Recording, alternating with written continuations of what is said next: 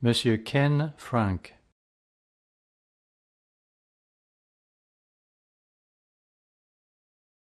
Le loup qui devient mouton. Y a-t-il parmi vos connaissances quelqu'un dont vous pensez qu'il ne pourrait jamais être converti? Il est tellement enraciné dans ce monde, tellement méchant, comment pourrait-il jamais avoir sa place dans l'Église?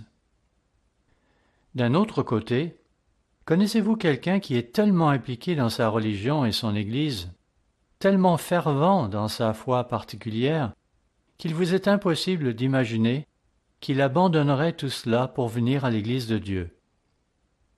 Dans le sermon d'aujourd'hui, nous allons justement nous pencher sur les leçons qui se dégagent de la conversion d'une telle personne. Son nom était Saul.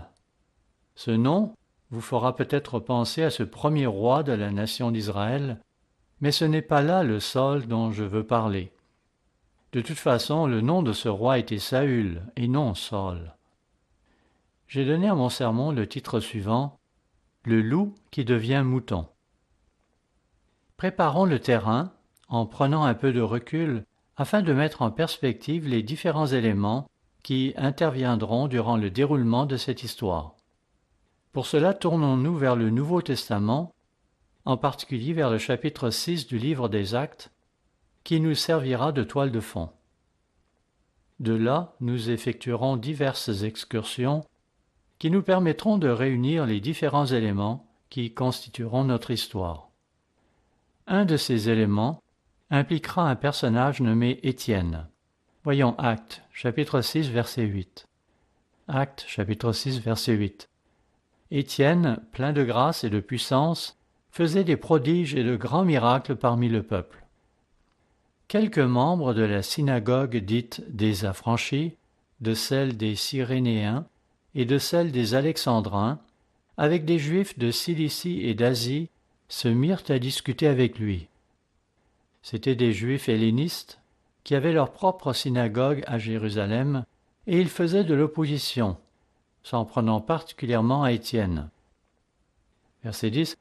Mais ils ne pouvaient résister à sa sagesse et à l'esprit par lequel il parlait. Et vous savez, cela irrite les gens quand ils ne peuvent répliquer à vos arguments. C'est pourquoi ils vont décider de le persécuter. Verset 11. Alors ils soudoyèrent des hommes qui dirent « Nous l'avons entendu proférer des paroles blasphématoires contre Moïse et contre Dieu. » L'accuser d'un tel méfait était évidemment une bonne façon d'exciter la colère de la foule. Verset 12. Ils émurent le peuple, les anciens et les scribes, et, se jetant sur lui, ils le saisirent et l'emmenèrent au Sanhédrin.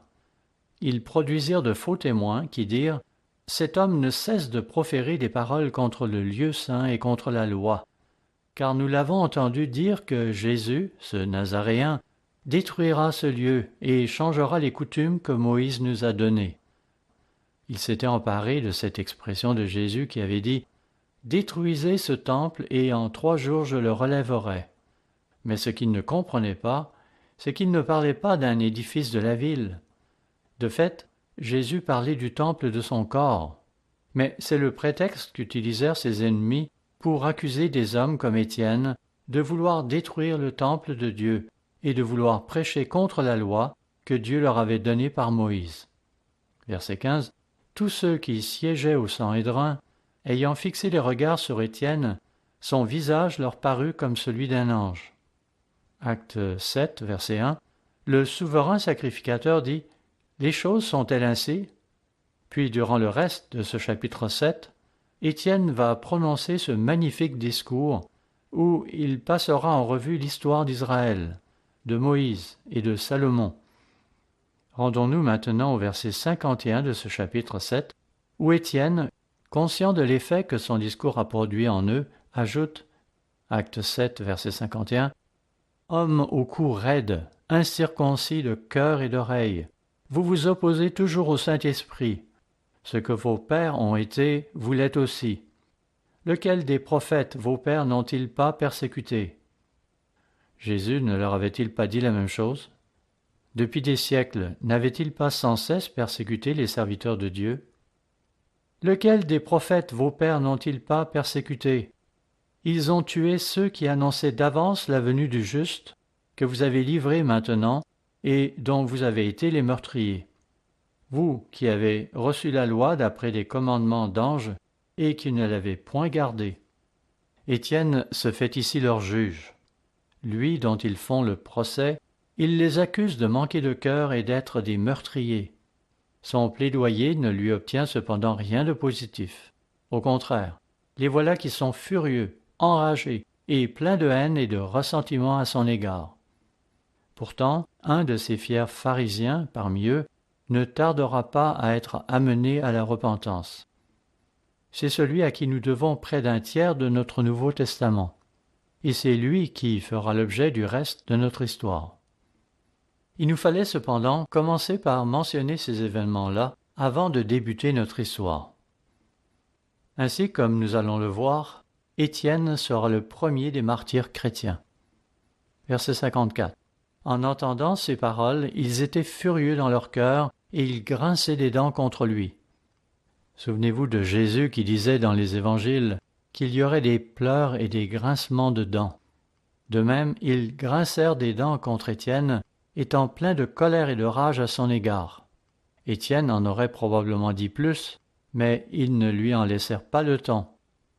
Ce qu'il avait dit jusqu'à présent aurait dû les amener à la repentance, mais ce ne fut hélas pas le cas.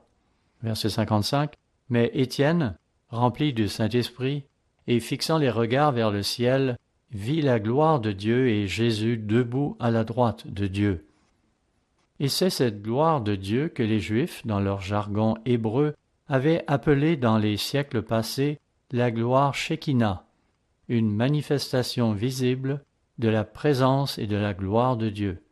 Et Ézéchiel avait prophétisé que cette Shekinah allait s'éloigner du Saint des Saints. En parcourant le livre d'Ézéchiel, on apprend que cette gloire de Dieu s'éloignera de plus en plus du Saint des Saints pour se diriger vers le mont des Oliviers, d'où elle retournera au ciel. Et pourtant, après toutes ces années, voilà qu'Étienne obtient une brève vision de cette gloire de Dieu, et il lui est même accordé de voir Jésus debout à la droite de Dieu. Dans le Nouveau Testament, après les évangiles, Jésus se manifeste ainsi à 3 occasions.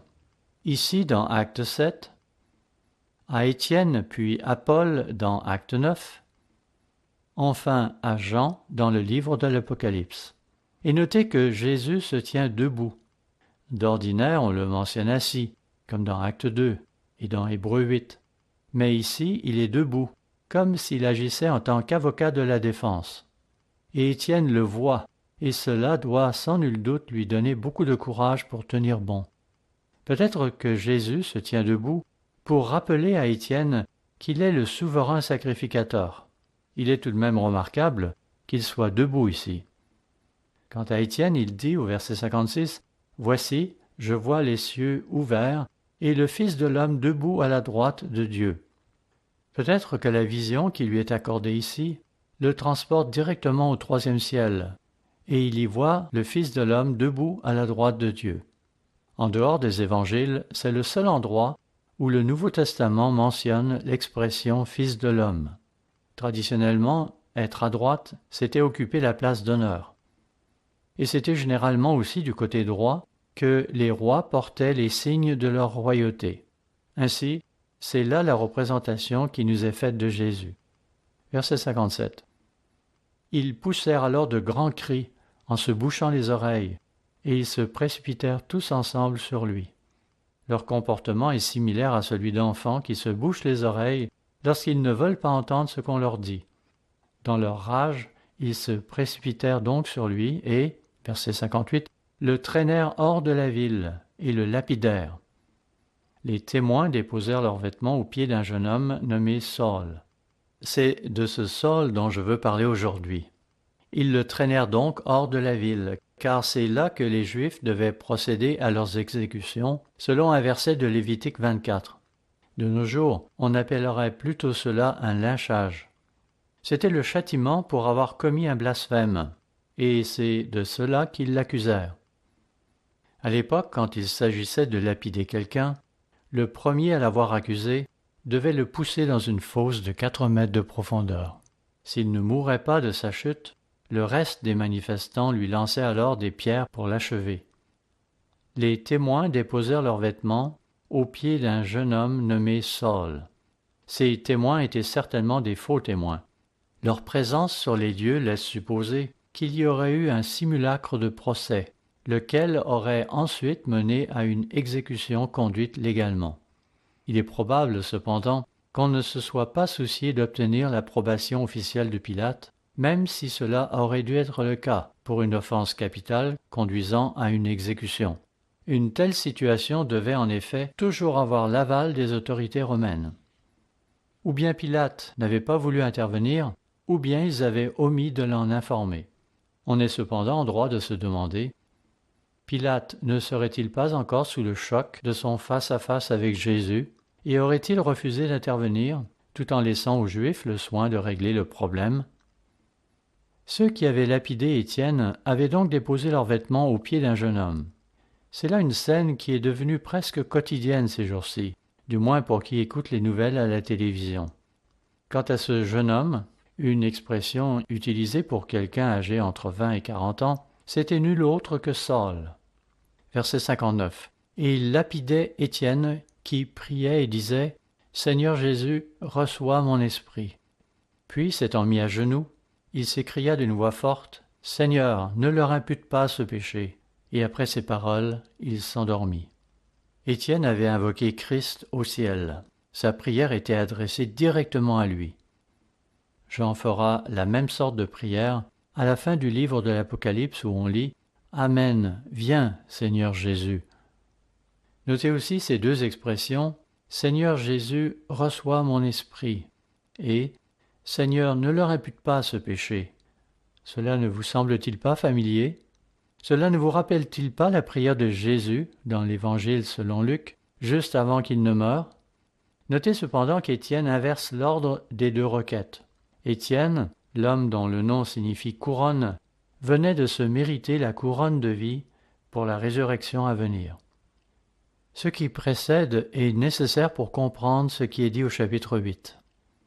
Dans Actes, le chapitre 8, nous avons une persécution qui se prépare contre l'Église, laquelle sera à l'origine d'une nouvelle diaspora, en ce sens qu'elle fera fuir le peuple de Dieu dans toutes les directions.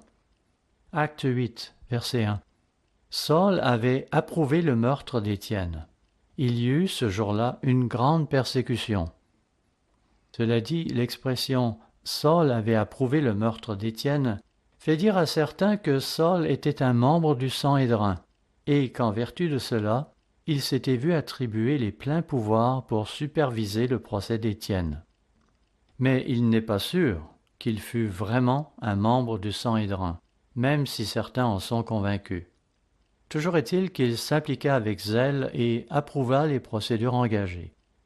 Il y eut ce jour-là une grande persécution contre l'Église de Jérusalem, et tous, excepté les apôtres, se dispersèrent dans les contrées de la Judée et de la Samarie.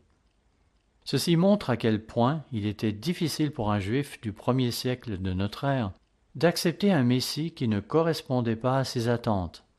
C'est que Jésus ne correspondait pas à l'image de ce Messie que les rabbins avaient formé dans leur esprit au cours des siècles passés. Voilà pourquoi, après s'en être pris à Jésus, ils en viennent maintenant à persécuter aussi ses disciples. Et c'est ainsi que, ce jour-là, une persécution sévère et de grande envergure débute contre l'Église qui est à Jérusalem. Et il est permis de penser qu'elle est même commencé à s'étendre hors des limites de la ville. Ce à quoi nous assistons maintenant force l'Église à entamer la phase 2 de la mission qui lui est confiée, à savoir de propager l'Évangile dans le reste du monde. Jésus avait dit à ses disciples, Acte 8, verset 1, « Mais vous recevrez une puissance, le Saint-Esprit survenant sur vous, et vous serez mes témoins à Jérusalem, dans toute la Judée, dans la Samarie et jusqu'aux extrémités de la terre. » Jésus avait établi un plan de croissance de l'œuvre et de l'Église en 3 phases. Nous assistons à présent au début de la phase 2. L'Église se voit contrainte de fuir Jérusalem, son quartier général, en raison de cette persécution qui s'abat sur elle. L'Église va se disperser à travers les régions de la Judée et de la Samarie, excepté pour ce qui est des apôtres. Il est possible que cette persécution ait été limitée aux chrétiens hellénistes, comme Étienne, car en ce qui concerne les chrétiens hébreux, leur attitude vis-à-vis du temple différait quelque peu de celle des Juifs d'autres parties du monde.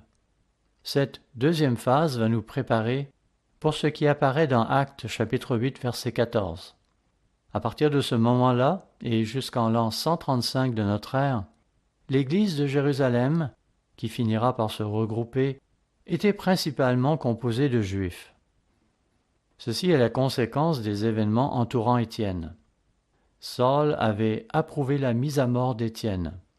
Après cela, la persécution semble s'intensifier, car on trouve maintenant acceptable de persécuter ce petit groupe messianique, ces croyants que l'on ne comprend pas, ces gens qui croient en un Messie que les Juifs ne peuvent accepter.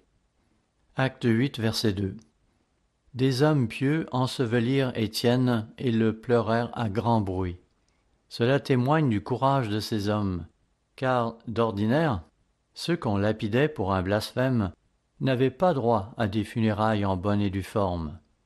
On pouvait se contenter de les jeter tout simplement dans la géhenne pour qu'ils y soient brûlés. Mais ces hommes avaient décidé de prendre le risque d'honorer leur Étienne bien-aimé, et c'est pourquoi on les voit qui le pleurent à grand bruit. La coutume de l'époque voulait alors que les participants se frappent la tête et la poitrine pour exprimer leur chagrin, alors qu'ils honoraient la mémoire du défunt. Encore une fois, ceci ne devait pas se faire dans le cas d'une lapidation, mais ici on tenait à honorer Étienne avec des funérailles de distinction. Verset 3. Saul, de son côté, ravageait l'Église. Pénétrant dans les maisons, il en arrachait hommes et femmes et les faisait jeter en prison. Notez le terme « ravageait », utilisé pour décrire l'action de Saul. Ce terme évoque l'attitude d'un animal sauvage qui s'affaire autour du corps de sa victime.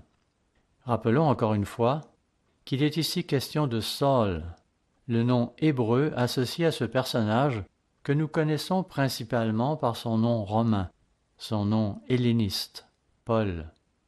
Il est intéressant de souligner que Paul est issu de la tribu de Benjamin, comme il nous le révélera lui-même. Or, dans le livre de la Genèse, on nous informe que cette tribu est symbolisée par un loup. Intéressant. Ici, au verset 3, il est donc dit à propos de ce loup de la tribu de Benjamin qu'il ravageait l'Église. Saul lui-même avouera plus tard dans ses épîtres qu'il s'était alors efforcé de détruire l'Église. Il persécutait à mort ses membres, les rassemblant, les torturant et les forçant même à blasphémer le nom de Christ. Selon ses propres mots, il s'agissait ni plus ni moins d'une extermination systématique de l'Église. Il va sans dire qu'une telle action restera gravée dans une mémoire d'homme jusqu'à la fin de sa vie. C'est un terrible fardeau à porter, et il hantera Paul pendant le reste de sa vie. D'ailleurs, il en parlera dans ses épîtres. Notez qu'il ne se contentait pas de traquer les hommes. Non, il pénétrait dans chaque maison où se trouvaient ses croyants, et il en arrachait hommes et femmes avec violence, et sans leur montrer aucune pitié. Un même sort était réservé aux hommes comme aux femmes, mais ces dernières ne pliaient pas sous la persécution. Plusieurs occupaient des positions de premier plan dans l'Église. Le fait d'avoir commis de pareilles exactions allait agir sur la conscience de Paul et produire en lui une remarquable transformation. Verset 4. Acte 8, verset 4. Ceux qui avaient été dispersés allaient de lieu en lieu, annonçant la bonne nouvelle de la parole. Notez le terme dispersé dont nous dérivons le mot diaspora, qui évoque l'action de prêcher et d'enseigner l'évangile du royaume de Dieu et de Jésus-Christ à travers le monde romain. Nous sommes informés de ceci dans les versets 5, 12, 25, 35 et 40 du chapitre 8. On y parle de la prédication qui s'effectue dans ces districts de l'Empire romain.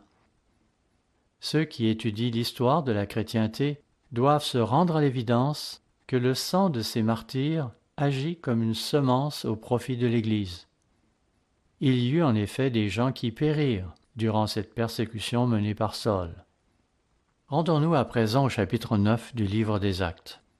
Actes 9, verset 1. Cependant, Saul, respirant encore la menace et le meurtre contre les disciples du Seigneur, se rendit chez le souverain sacrificateur et lui demanda des lettres pour les synagogues de Damas, afin que, s'il trouvait des partisans de la nouvelle doctrine, hommes ou femmes, il les amène liés à Jérusalem. La persécution débute en tant que conséquence de l'exécution d'Étienne. Après cela, on voit Saul qui passe à l'action, respirant la menace et le meurtre contre les disciples du Seigneur. Le terme grec qui est à l'origine du terme respirant n'apparaît qu'à 7 endroits dans le Nouveau Testament. Il est un fait que son attitude, à ce moment-là de sa vie, n'est que menace de mort et d'extermination. L'histoire nous révèle que Saul était un personnage important, un intellectuel dont la réputation n'était plus à faire. Certains prétendent même qu'il faisait partie de l'élite intellectuelle du 1er siècle de notre ère. Il était certainement un personnage hors de l'ordinaire. Certains sont même allés jusqu'à le comparer à Platon. Il était probablement diplômé d'une des plus prestigieuses universités de son temps, une université qu'il avait fréquentée alors qu'il résidait à Tars, sa ville natale, dans ce qui est maintenant la Turquie moderne. Ainsi, Paul respirait encore ses menaces et ses meurtres à l'endroit des disciples. Il se rend auprès du souverain sacrificateur, peut-être Caïphe, pour lui demander des lettres officielles pour les synagogues de Damas, afin que, s'il trouvait des partisans de la nouvelle doctrine, hommes ou femmes, il les amène liés à Jérusalem.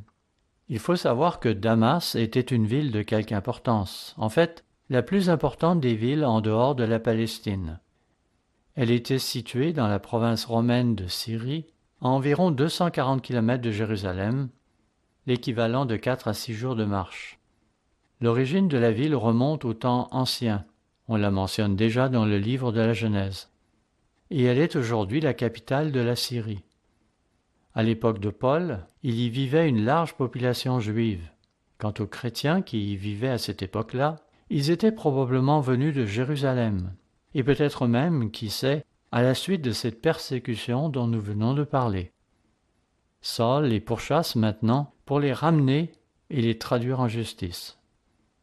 L'Empire accordait aux Juifs le droit d'extrader quiconque avait offensé les communautés juives, même si celles-ci se trouvaient à l'extérieur de la Palestine. Rome leur accordait cette autorité. Par ailleurs, Damas était la plus ancienne des villes de cette région, qui était encore appelée la Décapole. Elle se trouvait sur l'artère principale empruntée par les caravanes qui allaient de Syrie en Mésopotamie. Ce que l'on craignait, c'est qu'en laissant ce mouvement chrétien gagner la région de Damas, il ne se répande ensuite dans toutes les parties du monde romain grâce aux échanges favorisés par ce réseau de caravanes. Voilà pourquoi Saul se fait donner ses lettres pour les synagogues de Damas. C'était dans l'intention de ramener liés à Jérusalem tous les adeptes de ce mouvement controversé. Et à 6 reprises dans le livre des Actes, on se référera à ce mouvement chrétien en l'appelant la Voie. Cette Voie, en grec, sera le premier nom sous lequel on désignera l'Église de Dieu. Jésus n'avait-il pas dit en effet qu'il était la voie, la vérité et la vie? Pas étonnant donc que ses disciples se soient regroupés sous la même bannière, une façon de vivre qui caractérise la communauté chrétienne. Il est intéressant de noter que la communauté chrétienne de Qumran se réclamait de la même bannière pour désigner sa façon de vivre.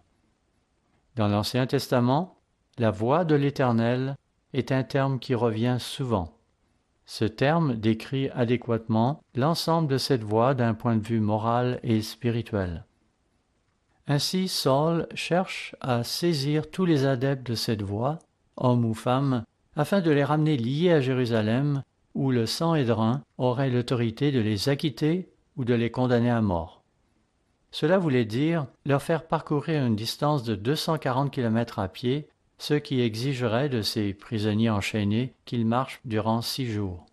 Si nous nous comparons à ces pauvres gens, des gens qui sont en fait nos ancêtres spirituels, il nous faut bien reconnaître que notre sort, en tant que chrétiens, est bien moins pénible que le leur avait été. À vrai dire, c'en est même embarrassant. Entre parenthèses, cela se passait en l'an 35 de notre ère. Acte 9, verset 3.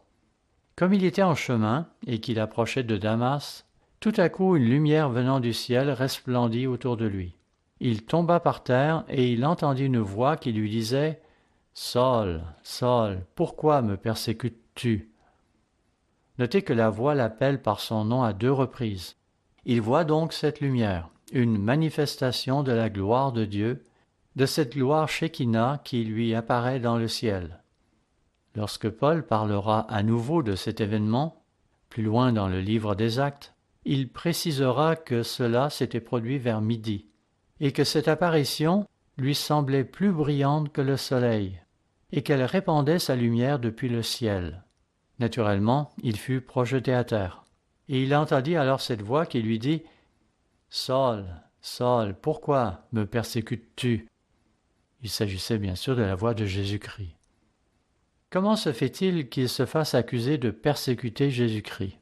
Très simple, persécuter l'Église équivaut à persécuter Christ, car l'Église est le corps de Christ.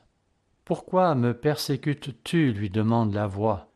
À cela, Saul répond en disant « Qui es-tu, Seigneur » Selon la tradition rabbinique, une telle voix venant du ciel aurait été considérée comme étant la voix de Dieu lui-même. Cette lumière aveuglante, ainsi que la répétition de son nom, Saul, Saul, devait suggérer à Saul qu'il était en présence de la divinité. Les Écritures mentionnent diverses manifestations de ce type où Dieu appelle ses serviteurs, et à chaque fois il prononcera leur nom à 2 reprises. Moïse, Moïse, Samuel, Samuel, et Saul, Saul. Verset 5, il répondit « Qui es-tu, Seigneur » Et le Seigneur lui dit « Je suis Jésus que tu persécutes. Il te serait dur de régimber contre les aiguillons. » Comment faut-il comprendre cette expression « Il te serait dur de régimber contre les aiguillons » Eh bien voilà, ici on établit une analogie avec des bêtes qui refuseraient obstinément de se laisser diriger par leur maître. Ainsi, lorsque des bestiaux doivent être ramenés dans leur enclos en passant les barrières qui y donnent accès, les hommes chargés de les y ramener se serviront de longues perches munies de pointes à l'extrémité, et c'est à l'aide de ces pointes qu'ils vont guider les animaux, voire les forcer à suivre le parcours qui leur est assigné. Ces extrémités pointues doivent faire avancer les bestiaux vers ces passages étroits qui conduisent à leur enclos. Par analogie, Jésus-Christ avertit Saul qu'il serait préférable pour lui d'obtempérer lorsqu'il se fait corriger et de ne pas se comporter comme ces animaux qui se rebiffent lorsque leur maître cherche à les conduire dans la bonne direction. Déjà, Saul doit faire face à un chef d'accusation, et pourtant, on le voit qui tente d'étouffer l'aiguillon de sa conscience en augmentant la persécution de l'Église de Dieu. Il est intéressant de noter comment les gens, au lieu d'écouter et de suivre la voix de leur conscience lorsqu'elle les accuse, s'enliseront encore davantage dans la voie du péché qui les tenait. Saul est pris dans un engrenage, et Jésus s'efforce de le ramener à la raison en parlant à son cœur. Finalement, verset 6, tremblant et saisi d'effroi, il dit « Seigneur, que veux-tu que je fasse » Et le Seigneur lui dit « Lève-toi, entre dans la ville, et on te dira ce que tu dois faire. » Ceci est un test à n'en pas douter. Il lui faudra d'abord suivre ses instructions. Mais va-t-il le faire? Verset 7. Les hommes qui l'accompagnaient demeurèrent stupéfaits. Ils entendaient bien la voix, mais ils ne voyaient personne. Ces hommes qui l'accompagnaient étaient autant de témoins de l'événement. Ils auraient pu témoigner que Saul n'avait pas vécu une crise émotionnelle ou un traumatisme. Il n'avait pas non plus été victime d'une hallucination, n'avait pas subi une crise d'épilepsie, succombé à un coup de soleil ou fait une crise d'hystérie.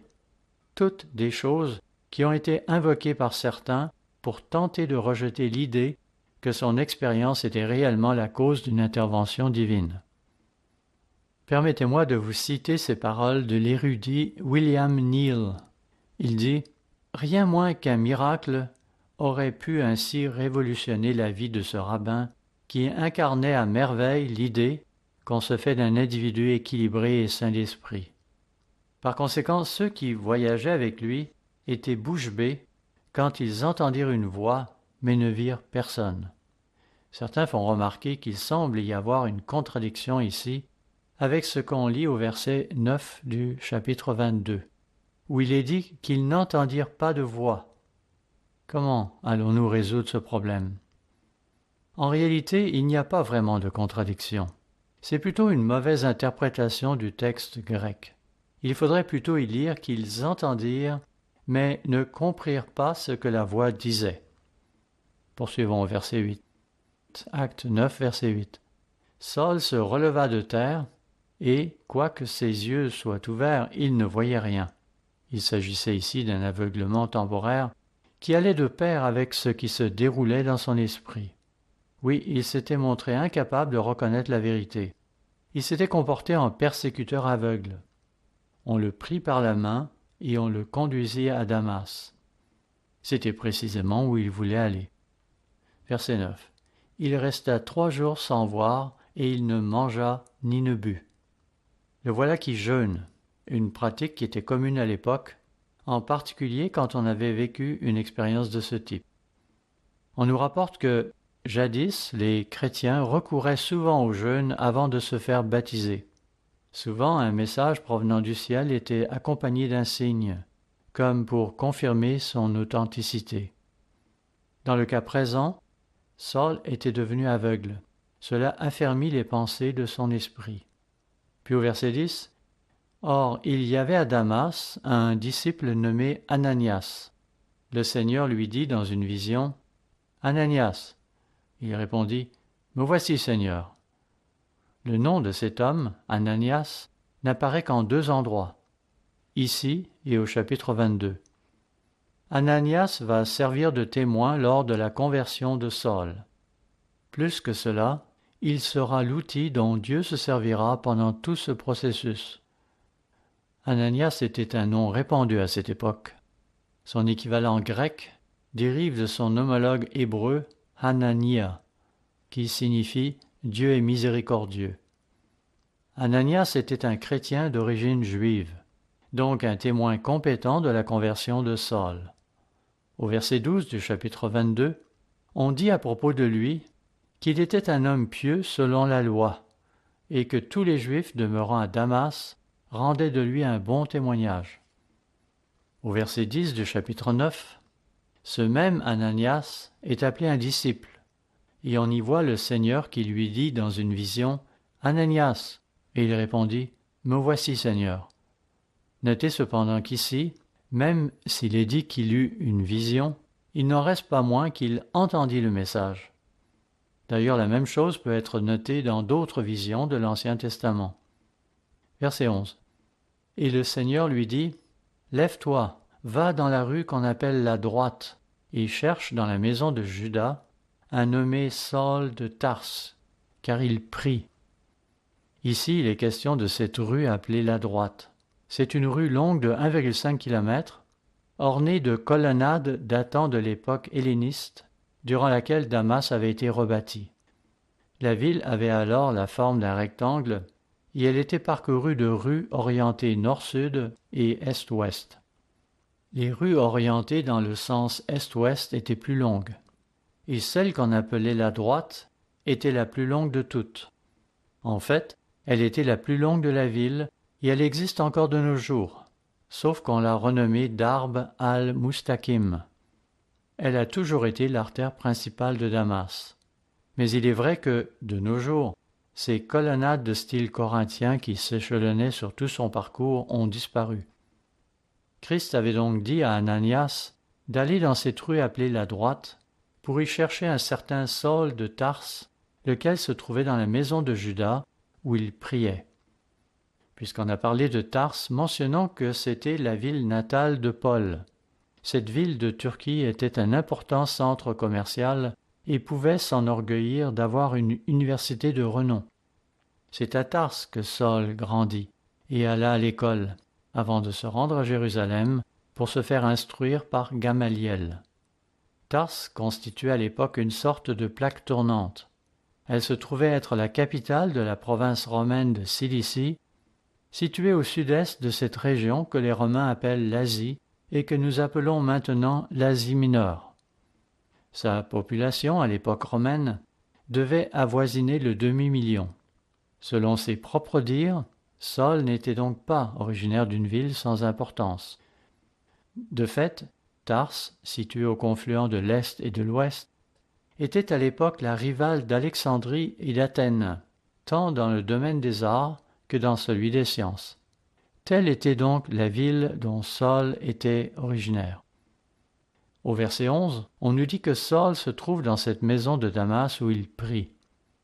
Le fait de prier s'accompagne souvent de visions, comme l'atteste Luc, le médecin bien-aimé, dans l'évangile qui porte son nom, de même que dans le livre des Actes. Sur ce, Ananias se fait dire à propos de Saul, verset 12, « Car il prie, et il a vu en vision un homme du nom d'Ananias qui entrait et qui lui imposait les mains afin qu'il recouvre la vue. » C'est la deuxième des trois visions qu'aura Saul, la première étant au verset 4, et la troisième se trouvant mentionnée dans Actes 22, verset 17, où l'on apprend qu'il fut ravi en extase alors qu'il priait dans le temple. Nous constatons donc que Dieu travaille avec Saul d'une manière très spéciale. Et il voit en vision un homme du nom d'Ananias qui entre et qui lui impose les mains afin qu'il recouvre la vue. Verset 13. Ananias répondit, « Seigneur, j'ai appris de plusieurs personnes tous les maux que cet homme a faits à tes saints dans Jérusalem. » Ananias avait entendu parler de Saul et des maux qu'il suscitait aux membres de l'Église à Jérusalem. Mais à présent, Christ lui demande de se rendre auprès de lui. Réfléchissons un moment.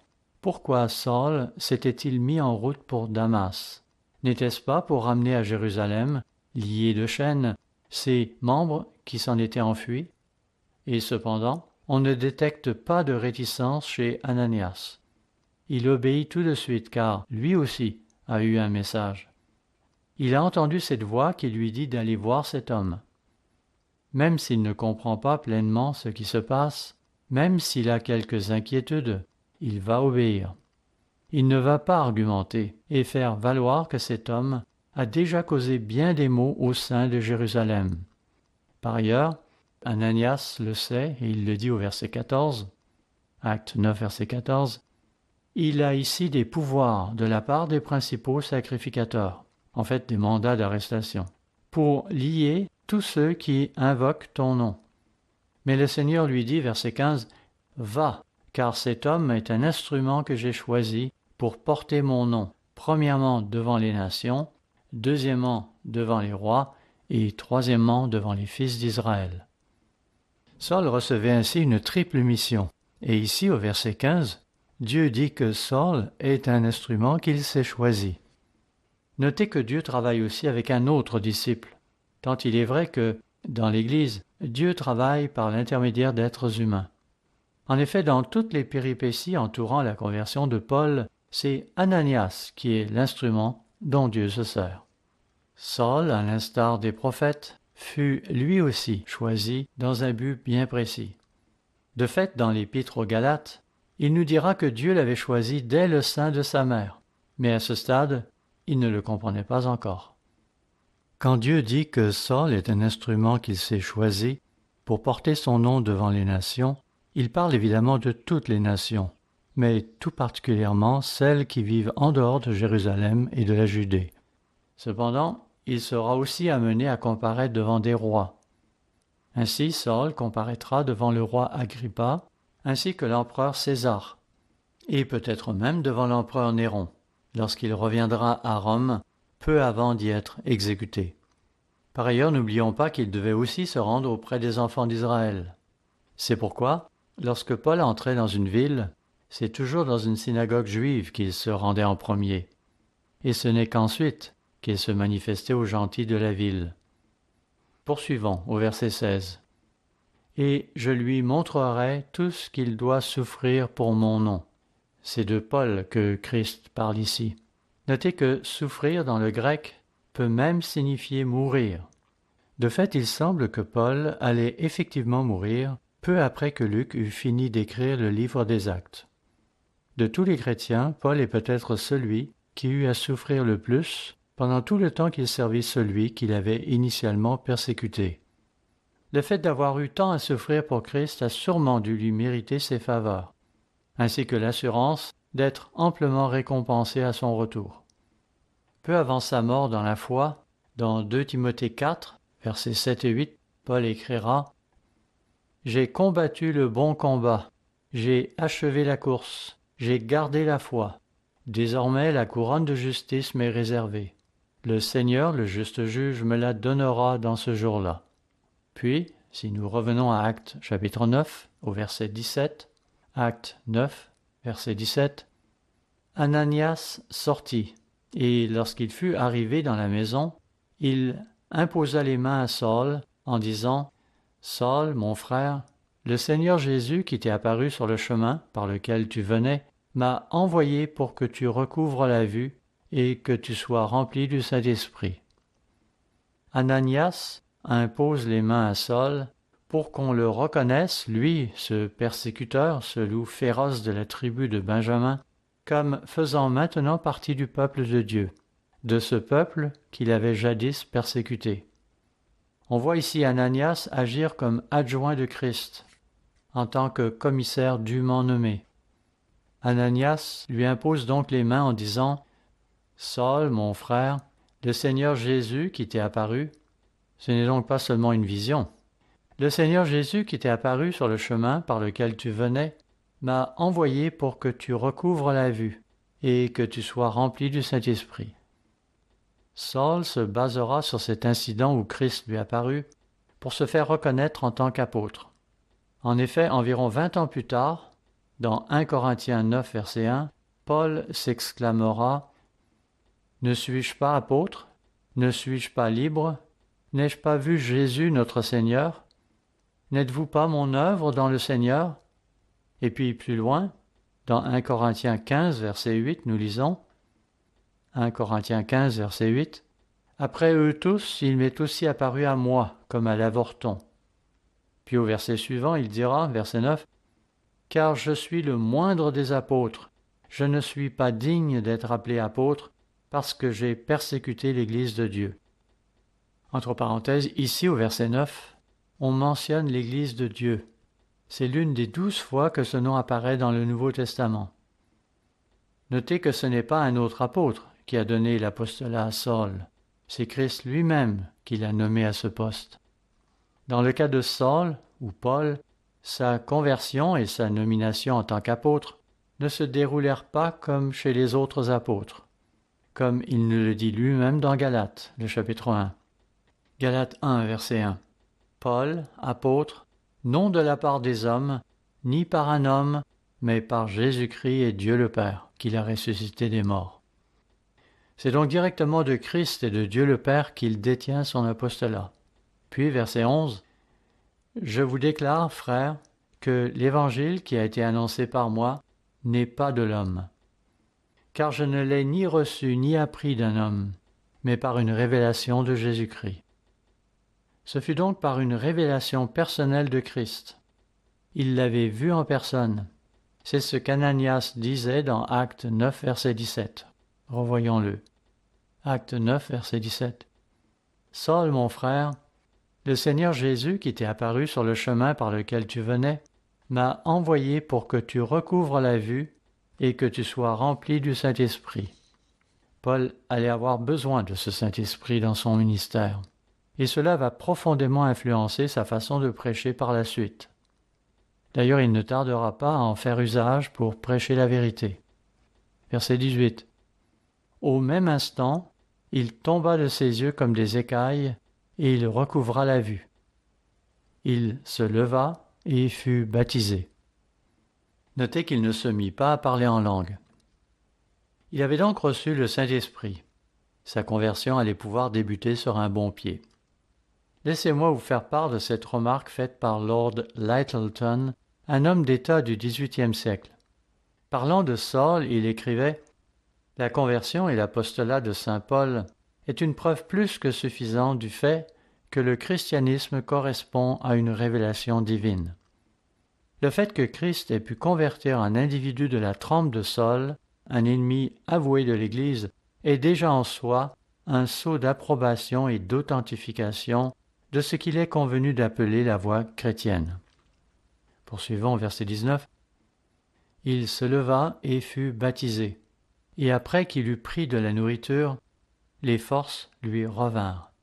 Saul resta quelques jours avec les disciples qui étaient à Damas. » Damas était une ville intéressante.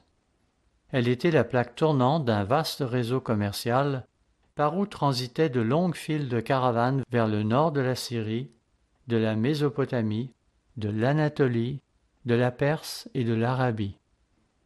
Il y a tout lieu de penser que si le christianisme y prenait de l'essor, la voix du Christ se propagerait rapidement à tous les endroits où iraient ces caravanes. La nouvelle se répandrait. Les portes de la ville subsistent encore de nos jours, de même qu'une section de la muraille qui l'entourait.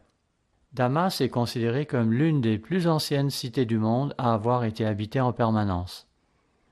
Depuis qu'il y habite, Saul va, en certains jours, passer du temps avec les disciples de l'endroit. Verset 20. Et aussitôt, il prêcha dans les synagogues que Jésus est le Fils de Dieu. C'est tout de suite après son baptême. Voyez-vous, c'était là ce que Christ lui avait demandé de faire. Et c'est pourquoi il ne perd pas de temps pour agir. Il va donc prêcher dans les synagogues que Christ est le Fils de Dieu. Oui, le Fils de Dieu. Sauf que ici, il va prêcher à propos de celui qui lui était récemment apparu en tant que le Messie, ce membre de la famille divine qui était venu en la chair et qui, depuis, était remonté au 3e ciel. Puis au verset 21, nous lisons, Acte 9, verset 21, « Tous ceux qui l'entendaient étaient dans l'étonnement et disaient, « N'est-ce pas celui qui persécutait à Jérusalem ceux qui invoquent ce nom? Et n'est-il pas venu ici pour les emmener liés devant les principaux sacrificateurs? » Ils étaient perplexes et ne comprenaient plus rien. Après tout, n'était-il pas venu muni de mandat d'arrêt pour eux? Et voilà qu'il leur prêche en ce même nom. Verset 22. Cependant, Saul se fortifiait de plus en plus, et il confondait les Juifs qui habitaient Damas, démontrant que Jésus est le Christ. Le Christ, c'est-à-dire loin, le Messie. Par sa façon de démontrer que Jésus était le Christ, Paul avait semé la confusion la plus totale parmi la communauté juive de Damas. Qu'arriva-t-il alors? À ce stade, il semble y avoir une incohérence entre le récit des événements subséquents faits par Luc et celui fait par Saul, qui s'efforce de souligner que c'est Christ lui-même qui lui a enseigné ce qu'il prêche maintenant. Ainsi, dans Acte 9, Luc écrit qu'après que Saul eut enseigné aux Juifs de Damas, versets 21 et 22, au bout d'un certain temps, la New King James dit qu'après que beaucoup de jours se furent écoulés, ceux-ci, ces Juifs, se concertèrent pour le tuer. Verset 23. Puis au verset 24, 25 et 26, Luc nous donne l'impression que Saul, conscient du danger, s'enfuit alors à Jérusalem. Cependant, si on se fie à ce que Paul lui-même écrit dans Galates 1, verset 16, on apprend qu'aussitôt après que Dieu lui eut révélé son Fils, il ne consulta ni la chair ni le sang, et qu'il ne monta point à Jérusalem, vers ceux qui avaient été apôtres avant lui, mais qu'il partit pour l'Arabie. Puis il retourna à Damas, verset 17. Enfin, ce n'est que dans Galates 1, verset 18, que Paul dit être allé à Jérusalem. Pour concilier les deux versions, il nous faut donc envisager que le scénario réel fut le suivant. Conversion de Paul, suivi d'un court séjour à Damas, puis séjour en Arabie, où Christ lui enseigne personnellement, puis retour à Damas, où il enseigne davantage. En fait, jusqu'à ce complot des Juifs qui cherchent maintenant à le tuer. L'ironie est que cette persécution sera dirigée contre quelqu'un qui fut jadis leur allié. Enfin, 3 ans après sa conversion, il s'échappe pour fuir vers Jérusalem. Voilà que celui qui traquait se fait lui-même traquer. Quel étrange retour des choses. Paul nous donne un petit détail additionnel dans 2 Corinthiens 11, verset 32, où il nous informe que le roi Arétas faisait partie du complot des Juifs, car il avait demandé à son gouverneur de garder la ville, si bien que Paul dut s'échapper par une fenêtre dans une corbeille le long de la muraille. C'est ce qu'on lit au verset 33. À propos, ce n'est pas la première fois qu'on entend parler d'un tel événement. Pensez à ces 2 espions israélites qui furent évacués ainsi de Jéricho. Pensez aussi à David, que sa femme Michal fit évacuer dans une corbeille lorsque son père Saül envoya des gens pour se saisir de lui. Avant de rejoindre Paul à Jérusalem, voyons encore ces quelques aveux qui nous viennent de lui. Veuillez pour cela vous reporter à nouveau à l'épître aux Galates. Là, au chapitre 1 et au verset 13, Paul dit aux frères de la Galatie, Galates 1, verset 13, « Vous avez su, en effet, quelle était autrefois ma conduite dans le judaïsme, comment je persécutais à outrance et ravageais l'Église de Dieu. » On le voit ici qui s'affaire à détruire ce mouvement, la voie du Seigneur. Verset 14, « Et comment j'étais plus avancé dans le judaïsme que beaucoup de ceux de mon âge et de ma nation, étant animé d'un zèle excessif pour les traditions de mes pères. » Il nous parle de son éducation, de son zèle excessif en tant que pharisien. Il était l'exemple parfait de quelqu'un qui obéissait en tout point à la lettre de la loi. Il était très zélé. Verset 15. « Mais lorsqu'il plut à celui qui m'avait mis à part dès le sein de ma mère, c'est maintenant, après toutes ces années, alors qu'il écrit l'épître aux Galates, qu'il se rend compte que Dieu avait eu l'intention de le mettre à part dès le sein de sa mère, comme il l'avait déjà fait dans le cas de Jérémie et de tous ces autres individus qu'il s'était réservés dès le début de leur existence. Bon, après cette parenthèse, revenons à notre Paul qui va s'enfuir de Damas, aidé par les frères, pour se rendre à Jérusalem afin de faire connaissance avec Pierre. Galates 1, verset 18. « 3 ans plus tard, je montai à Jérusalem pour faire la connaissance de Céphas, et je demeurai 15 jours chez lui. Mais je ne vis aucun des apôtres, si ce n'est Jacques, le frère du Seigneur. » Dans Acte 9, verset 26, on en apprend davantage à propos de cette aventure. Acte 9, verset 26. « Lorsqu'il se rendit à Jérusalem, Saul tâcha de se joindre aux disciples. Mais tous le craignaient, ne croyant pas qu'il soit un disciple. Entre nous, on ne peut les blâmer pour cela. N'avaient-ils pas en effet pourchassé et fait arrêter leurs frères, sœurs, mères, pères, oncles, tantes et grands-parents, et j'en passe? Voilà donc Paul qui arrive à Jérusalem et qui essaie de se joindre à l'Église. Mais les gens vont l'éviter, et pour cause. Après tout, il n'avait pas connaissance du changement profond qui s'était produit en lui. 3 années s'étaient maintenant écoulées depuis sa conversion, et vous pouvez vous imaginer le nombre de rumeurs qui ont dû circuler à son sujet dans Jérusalem. Il semble que Paul va se faire exclure du groupe. Heureusement qu'il va arriver quelqu'un pour prendre sa défense. Quelqu'un qui a pour nom Barnabas, ce qui signifie « celui qui encourage ». Verset 27. Alors Barnabas, l'ayant pris avec lui, le conduisit vers les apôtres, et il leur raconta comment, sur le chemin, Saul avait vu le Seigneur, qui lui avait parlé, et comment à Damas il avait prêché franchement au nom de Jésus. N'est-ce pas une merveilleuse expérience, lorsqu'après avoir été repoussé dans nos derniers retranchements, quelqu'un vient à notre défense et se place à nos côtés? Cela nous décharge en quelque sorte de ce lourd fardeau que toutes ces questions et tous ces doutes avaient mis sur nos épaules. C'est ce que Barnabas fit pour Paul. Il est intéressant de souligner que, quelques chapitres plus loin, on les voit qui s'associent, qui sont établis dans le ministère de l'Église et qui partent accomplir ensemble leur premier voyage missionnaire. Ils sont devenus de bons amis. Il est vrai qu'un incident les séparera pour quelques années, mais ils reviendront ensemble. Pour lors, Barnabas prend la défense de Paul, et c'est pourquoi, verset 28, il allait et venait avec eux dans Jérusalem et s'exprimait en toute assurance au nom du Seigneur. Il parlait aussi et discutait avec les hellénistes, mais ceux-ci cherchaient à lui ôter la vie. Paul menait des débats. Il se conduisait en apologiste à l'égard de ces Juifs hellénistes. Il est intéressant de noter que ces chrétiens hellénistes, comme Étienne et maintenant Paul, étaient parmi les plus actifs au sein de l'œuvre à Jérusalem.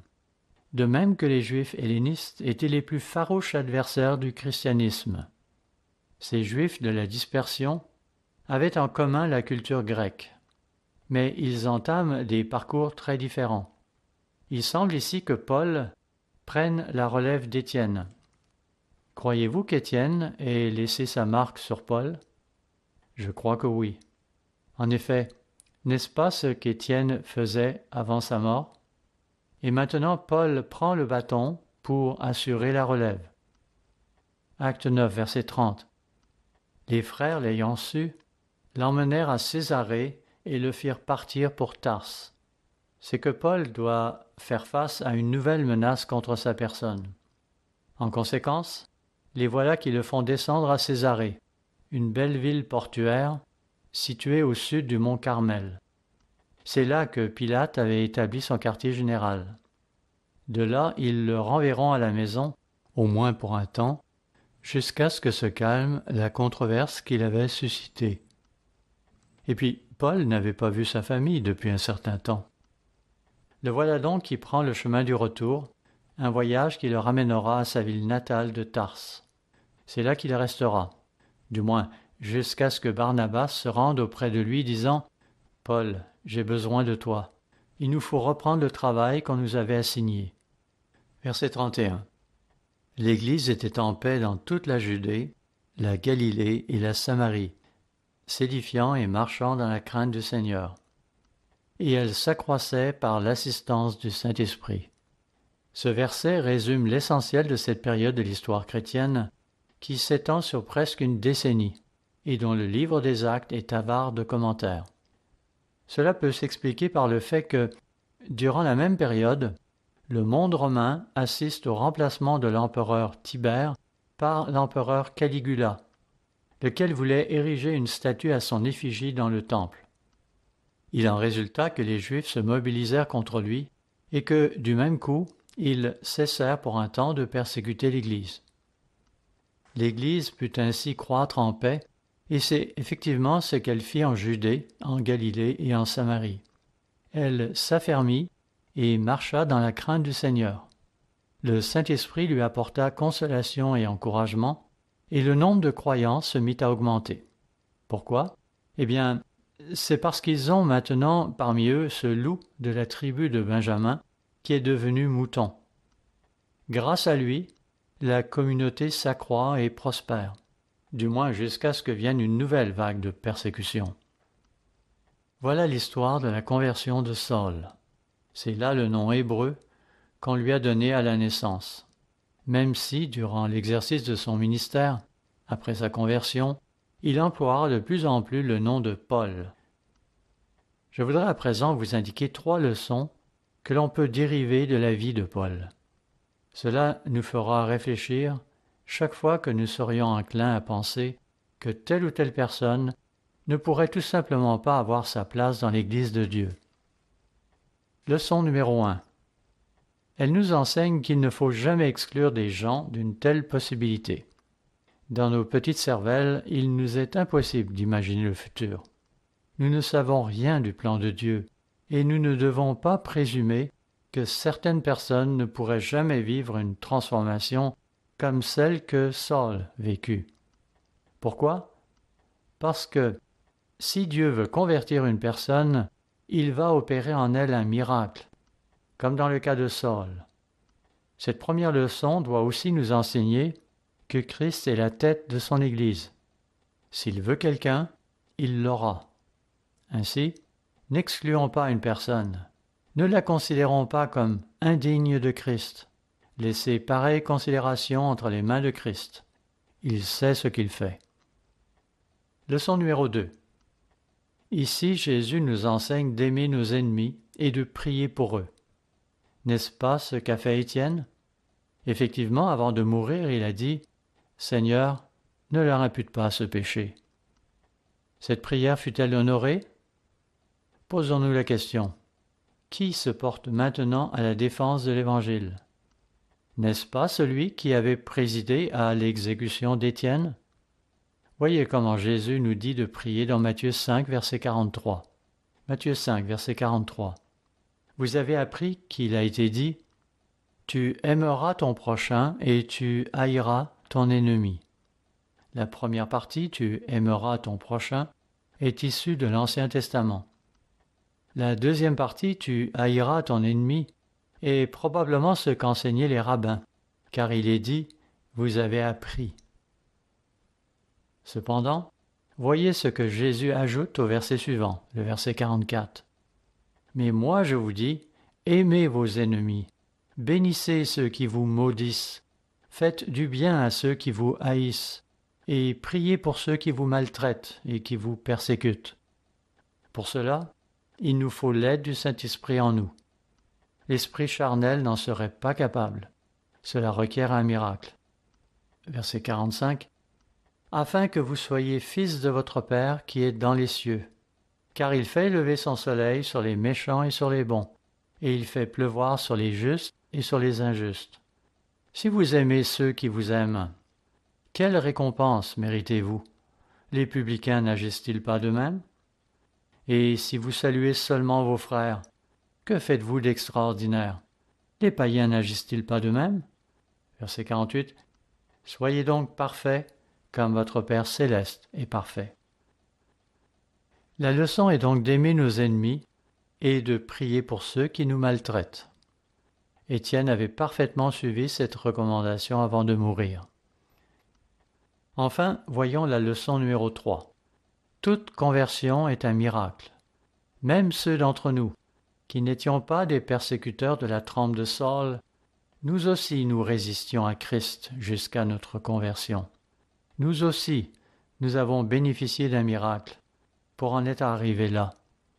Chaque conversion relève d'un miracle. Dans mon ministère, j'ai pu m'en rendre compte à maintes et maintes reprises. Laissez-moi vous relater une histoire qui remonte à l'époque où j'ai commencé mon ministère. J'étais alors un pasteur résidant à Estevan, au Saskatchewan. J'étais responsable d'une petite congrégation de 25 personnes qui était éparpillée sur un vaste territoire de 800 km, couvrant la Saskatchewan, le Dakota du Nord et le Montana. Je me souviens que nous avions un membre en particulier, un homme, qui venait fidèlement aux assemblées chaque semaine, ce qui l'obligeait chaque fois à passer la frontière. Il m'avait déjà mis en garde à propos de sa femme. Un jour, alors que nous avions exprimé le désir de lui rendre visite, il me donna davantage de précisions, me racontant ce qui était arrivé au ministre précédent, qui, lui aussi, avait voulu lui rendre visite. Sa femme était alors sortie précipitamment de la maison en s'écriant « Fichez-moi le camp, je ne veux pas voir ici des truands comme vous !» Et elle se mit à le chasser sans ménagement. Mais cet homme continua à venir à nos assemblées pendant 7 ans, et cela malgré l'opposition constante qu'il subissait à la maison. Puis, un jour, alors que j'étais devenu son pasteur, il me confia « Je ne comprends pas ce qui se passe, mais ma femme s'est soudainement mise à étudier. Elle lit maintenant les publications de l'Église et elle me pose des questions. » Croyez-le ou non, peu après, j'eus l'honneur de la baptiser. Elle, qui avait été l'ennemie de l'Église, avait été appelée par Dieu et elle aussi vécut une transformation radicale. Un tel miracle peut donc se produire de nos jours, comme il s'est produit au 1er siècle de notre ère chez Paul. Tirons donc avantage de ces leçons. Ne considérons jamais qu'une personne n'a aucune chance de parvenir à la conversion. Prions pour nos ennemis. Chaque conversion est un miracle. Si nous le faisons, il nous sera donné de voir Dieu à l'œuvre, lorsqu'il transformera un individu pour faire de lui un mouton, du loup qu'il était auparavant. Il se pourrait même que cet individu fasse partie de vos connaissances.